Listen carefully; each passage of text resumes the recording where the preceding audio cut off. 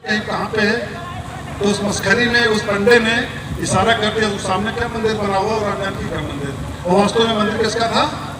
राधा कृष्ण का था, बांके बिहारी का मंदिर था। उसी मंदिर के दरवाजे पर बगल में एक धर्मशाला था छोटा सा, उसी में गोस्वामी तुलसीदास जी रुके और सुबह ब्रह्म मुहूर्त में उठे, स्नान ध्यान किया और मंदिर की ओर चल दिए।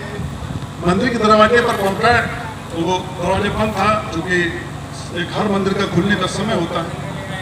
और श्रद्धा लिए हुए गोस्वामी तुलसीदास राम जानकी के दर्शन के लिए उस मंदिर की ओर बढ़े। मंदिर का गेट बंद था, थोड़ी देर दरवाजे पर खड़े रहे। जब गेट खुला, मंदिर का दरवाजा खुला और खुला तो सामने देखते क्या है, राधा कृष्ण की मूर्ति बनी हुई। गोस्वामी जी इसका मन खिन्न हो गया, बोले बड़ी श्रद्धा के लिए साथ आए थे और सामने कौन खड़ा है? राधा कृष्ण और देवा।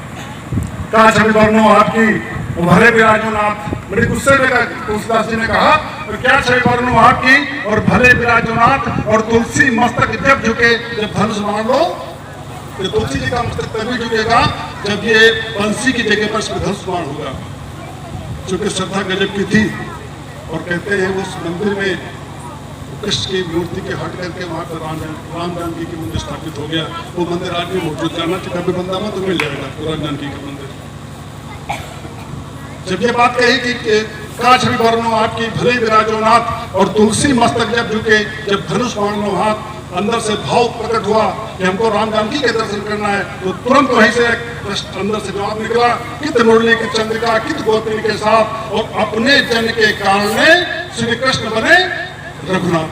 कृष्ण को रघुनाथ बनना पड़ा। तो ये श्रद्धा है, और श्रद्धा कहाँ से आती है? जब गुरुदेव का सानिध्य प्रकट नहीं, गुरुदेव का मार्गदर्शन करता है, गुरुदेव उनको बताता तुम्हें यहाँ पे जाना है, और गुरुदेव ने उनको बताया क्या, जब गुरुदेव से जुड़े परम गुरुदेव से, तो गुरुदेव उनको किसका हाथ पकड़ा दिया? गुरुदेव उनको गायत्री माता का हाथ पकड़ा दिया। किसका हाथ पकड़ाया? गायत्री माँ का। गायत्री मतलब गायत्री त्रायते सा गायत्री, जो हमारे प्राणों की रक्षा करे उसको गायत्री बोलते हैं। जो हमको सद्बुद्धि दे उसको गायत्री कहते हैं, जो हमको प्रज्ञा दे उनको उसको गायत्री कहते हैं। बुद्धि दो तरह की होती है, एक होती है सद्बुद्धि और एक होती है दुर्बुद्धि। व्यक्ति में जब सद्बुद्धि का विकास होता है, तब घर के अंदर सामंजस्य, प्रेम का वातावरण बनता है, और जब दुर्बुद्धि का विकास होता है तो भाई भाई का दुश्मन बन जाता है। सद्बुद्धि एक बार एक गांव में एक अंधे बाबा रहते थे, उनकी पत्नी थी, एक बेटा था, एक बेटी थी, 4 लोगों का परिवार। बेचारे गायत्री के साधक थे, अच्छे सिद्ध साधक थे वो। तो गायत्री की साधना करते करते वो सूरदास जी महाराज अंधेरी बाबा जी के एक दिन गायत्री माता प्रकट हुई और गायत्री से बोले बाबा जी मैं प्रकट हूँ, क्या चाहिए तुम्हें?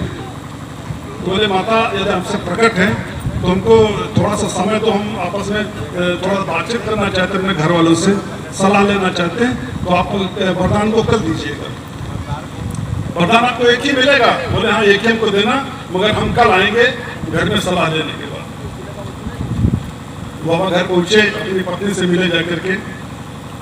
बोले गायत्री माता प्रकट हुई थी और हमको एक वरदान देने के लिए कहा, तो कौन सा वरदान मांग लूं? पत्नी बोली स्वामी तुम्हारी आंखें नहीं है, आंखें मांग लो। तो बाबा ने कहा वो तो मेरी समस्या है कि मेरी आंखें नहीं, तो अपनी समस्या बताओ। मेरी तो समस्या है कि मेरी आंखें नहीं, ये मेरी समस्या, व्यक्तिगत समस्या, परिवार की समस्या बताओ कौन सी है? तो बोले तुमको नहीं मालूम। बोले क्या? बोले घर में समस्या है, गरीबी का वातावरण बना हुआ, दुखी है सभी लोग, खाने पीने की व्यवस्थाएं नहीं है। तो बोले अच्छा धन मांग लेते हैं। बोले हाँ। बोले ठीक है। फिर बेटे के पास गए, बोले बेटा गायत्री माता प्रसन्न हो गई हैं, कौन सा वरदान मांग ले? तो बोले पिताजी अपनी आंखें मांग लो, आंखें आपके नहीं है तो कम से कम आपको दिखाई देने लगेगा। बोले बेटा वो तो हमारी समस्या है, तो अपनी समस्या बता। तो बोले ऐसा करो, अपनी संतान कोई नहीं है, 10 साल शादी को हो गए हैं और आपको पोता नहीं, पोता मांग लीजिए। बोले ठीक है चलिए। फिर बहू के पास पहुंचे, बेटा गायत्री माता प्रसन्न है, एक वरदान मांगने को कहा है, तो कौन सा वरदान मांग लूं? तो बहू ने कहा बाबा पिताजी आपकी आंखें नहीं हैं, आप आंखें मांग लेते तो आपका जीवन भी धन्य हो जाता, आपको भी दिखाई देता दुनिया में क्या हो रहा है, क्या नहीं हो रहा है, ये आपको दिखाई देने लगता। तो बोले बेटा वो तो समस्या हमारी, अपनी समस्या बताओ। तो बोले पिताजी सब तो ठीक है, अपना घर बड़ा जर्जर स्थिति में है, अगर घर बढ़िया सा बन जाए कोठी जैसा तो मजा आ जाएगा।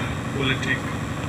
अब एक वरदान मांगना है और समस्याएं कितनी खड़ी हैं, बाबा को आंख नहीं है, एक बात, गरीबी है 2 बात, पोता नहीं है 3 बात, और घर नहीं 4 बात, ठीक है ना।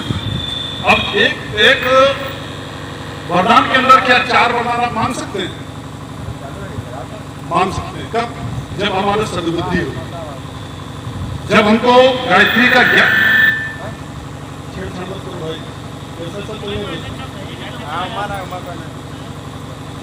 गायत्री माता की एक वरदान में 4 वरदान हमको लेना है।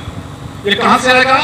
जब गायत्री का अखंड जप हम करेंगे और जप के माध्यम से हमारे में सद्बुद्धि का विकास होता है, और जब सद्बुद्धि का विकास होता है तो प्रज्ञा जागृत हो जाती है, और जब प्रज्ञा जागृत होती है तो हमारे सोचने की, समझने की, देखने की क्षमता बदल जाती है। तो बोले बाबा जी दूसरे दिन मंदिर पहुंचे जाकर के गायत्री माता को प्रणाम किया, ध्यान किया, गायत्री माता प्रकट हुई। बोले बाबा बताओ क्या चाहिए तुम्हें? बोले माँ हमसे प्रसन्न हो। बोले हाँ। एक ही वरदान दोगी? बोले हाँ। तो वो वरदान हम मांगेंगे आप दे देंगे? बोले हाँ बिल्कुल देंगे, हमने वादा किया आपसे, हमने आपसे कल ही कहा था कि मैं आपको केवल एक ही वरदान दूंगी। सोचो उन्होंने कैसे वरदान को मांगा होगा। कल्पना करिए प्रज्ञा कहाँ से जागृत होती है, कहाँ से हमारी प्रज्ञा कुंठित होती है और कहाँ से प्रज्ञा हमारी खुलती है। उन्होंने कहा हे गायत्री माता यदि आप हमसे प्रसन्न हैं तो सोने के कटोरे में अपने पोते को 2 मंजिल मकान में दूध भात खाता हुआ देखें। एक ही वरदान तो है, कई वरदान, एक ही वरदान। सोने का कटोरा किसके घर में होगा? किसी राजा के घर में तो होगा, क्या गरीब के घर में होगा? 2 मंजिल मकान किसका बना होगा? किसी राजा का तो बना होगा। आंखें हमारी आनी चाहिए, आंखें भी हो गई और पोता भी। वरदान कितना? एक। ये कहां से बात आई? ये कोई गायत्री मंत्र। अगर साधारण सा व्यक्ति अगर होता तो कहता अपनी आंखें मांग लो, काम खत्म करो। और उस एक वरदान से उन्होंने पूरे परिवार की समस्या का समाधान निकाला। ये कहां से आता है? गायत्री मंत्र की जप से। जब गुरुदेव ने कहा बेटा तुझे गायत्री मंत्र का जप करना है, और गायत्री मंत्र का जप जब आप करेंगे तो तुम्हारे अंदर से प्रज्ञा जागृत हो जाएगी। प्रज्ञा हमको ऊर्ध्वगामी बनाती, ऊपर की ओर ले जाती है, और बुद्धि हमको नीचे की ओर ले जाती है। प्रज्ञा हमको आपस में मिलना सिखाती है, बुद्धि हमको अपने से दूर करना सिखाती है।